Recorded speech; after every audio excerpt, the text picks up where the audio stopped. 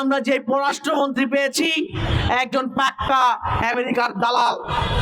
যদি দালাল না হতেন তিনি কোন সাহসে পররাষ্ট্র মন্ত্রণালয় থেকে আমেরিকার নাম উচ্চারণ না করে বিবৃতি দিলেন?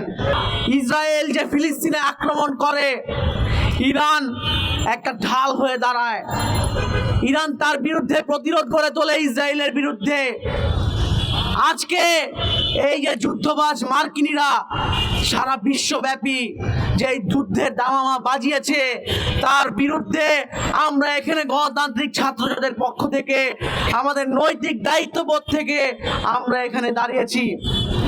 আমরা বলতে চাই বাংলাদেশকে রাষ্ট্রীয়ভাবে এই ইসরায়েল এবং আমেরিকার বিরুদ্ধে অবস্থান নিতে হবে।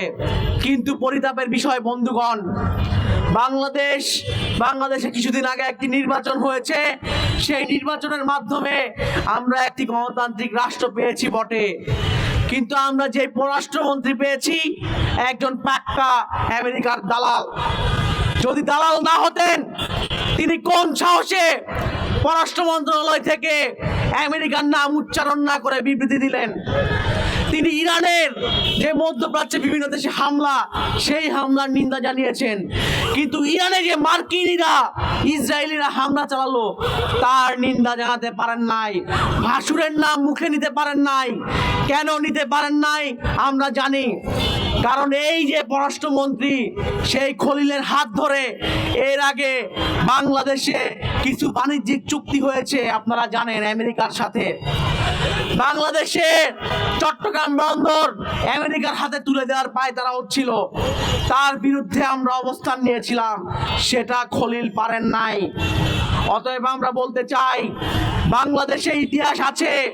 1973 সালে 1 জানুয়ারি ভিয়েতনামের যুদ্ধে সংহতি জানিয়ে মার্কিনীদের বিরুদ্ধে সংগ্রাম করে বাংলাদেশে 2 জন ছাত্র নেতা শহীদ হয়েছিলেন। যদি আমাদের এখন এসে সেই আমেরিকার বিরুদ্ধে আবার রক্ত দেওয়া লাগে, সেই রক্ত দেওয়ার জন্য আমরা প্রস্তুত, কিন্তু কোনো আমেরিকার দালালকে বাংলাদেশে জায়গা দেওয়া হবে না। বাংলাদেশ কখনো এই আমেরিকার পক্ষে অবস্থান নিতে পারবে না।